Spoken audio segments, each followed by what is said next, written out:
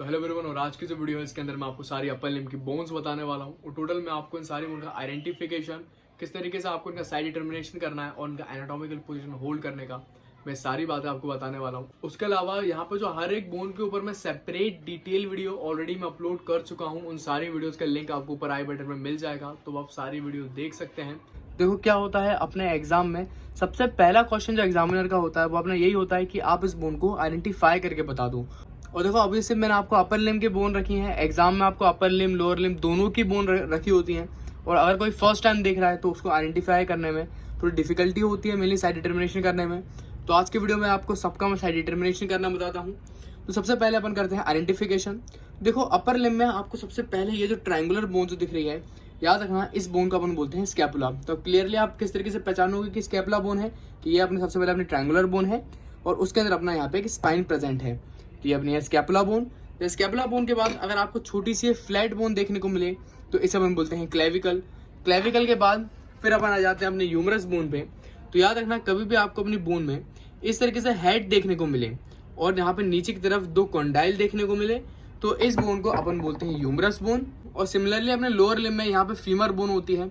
देखो femur bone में आप क्लियरली देख पा रहे हो, फीमर बोन का आप हेड देखो तो फीमर बोन का आप हेड देख पा रहे हो, थोड़ा सा अपना एलोंगेटेड होता है, थोड़ा अलग हेड है। और अपना ह्यूमरस बोन का हेड अलग होता है। तो अगर आपने दोनों बोन एक साथ देख लिए तो आप क्लियरली आइडेंटिफाई कर पाओगे कि अपनी ह्यूमरस बोन है। उसके बाद फिर अपन बात करते हैं अपने यहाँ पे एक और बोन के बारे में। तो अगर आपको अपनी बोन में इस तरीके से राउंड हेड देखने को मिले तो इस बोन को अपन बोलते हैं रेडियस बोन। और याद रखना रेडियस बोन जो है अपने फोर आर्म की लेटरल बोन होती है। देन रेडियस बोन के बाद अपनी दूसरी बोन जो है वो अपनी फोर आर्म की मीडियल बोन है, जिसे हम बोलते हैं अल्ना। और अल्ना को आप कैसे आइडेंटिफाई करोगे, आप देखना अगर आपको किसी बोन में इस तरीके से नॉच देखने को मिले और नीचे की तरफ स्टाइलॉट प्रोसेस देखने को मिले तो उस बोन को अपन बोलते हैं अल्ना बोन। देन अब मैं आपको बताता हूँ कि आपको किस तरीके से इन सारी बोन का साइड डिटर्मिनेशन करना है। और देखो उसके लिए मैं आपको कुछ ट्रिक्स बताऊंगा। अगर आप वो ट्रिक अप्लाई करते हो तो सही तरीके से आप उसको एनाटॉमिकल पोजीशन में होल्ड कर लूंगे और आप साइड डिटर्मिनेशन भी इनका कर पाओगे। तो अपनी क्लेविकल बोन का किस तरीके से साइड डिटर्मिनेशन करना है उसके लिए बहुत एक इजी ट्रिक होती है। तो सबसे पहले इसके दो एंड होते हैं, इसका एक मीडियल एंड और इसका लेटरल एंड। तो इसका जो लेटरल एंड है वो अपना होता है फ्लैट, आपको क्लियरली दिखाई पड़ेगा ये वाला एंड इसका फ्लैट है। तो आपको उसको कर देना है लेटरल साइड में।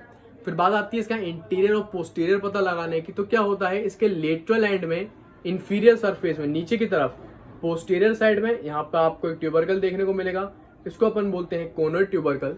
तो इस कोनर ट्यूबरकल को आपको करना है पीछे की तरफ पोस्टीरियर में।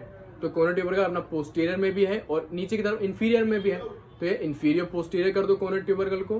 तो इस तरीके से आपको उसको एनाटॉमिकल पोजीशन में होल्ड करके बताना है। और ये मेरा राइट साइड है, तो ये मेरी राइट साइड की जो है क्लेविकल बोन है।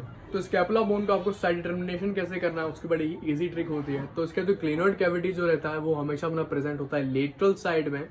उसके अलावा इसकी जो पोस्टीरियर सरफेस जो है उसमें अपना स्पाइन प्रेजेंट होता है, स्पाइन ऑफ स्कैपुला।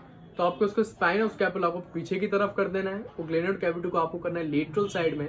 तो ये कुछ इसका एनाटॉमिकल पोजीशन है अपने स्कैपुला को होल्ड करने का। और आप ये देखो ये मेरे लेफ्ट साइड में आ रहा है, तो ये मेरा लेफ्ट साइड की जो स्कैपुला बोन है।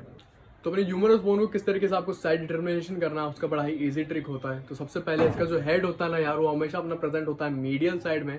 उसके अलावा इसके लोअर पोस्टीरियर में एक फोसा रहता है, उसे हम बोलते हैं ओलेक्रोन फोसा। तो आपको करना क्या है, इस ओलेक्रोन फोसा को आपको पोस्टीरियर में कर देना है और हेड को आपको रखना है मीडियल साइड में। तो आपको कुछ इस तरीके से इसको एनाटॉमिकल पोजीशन में होल्ड करके बताना है।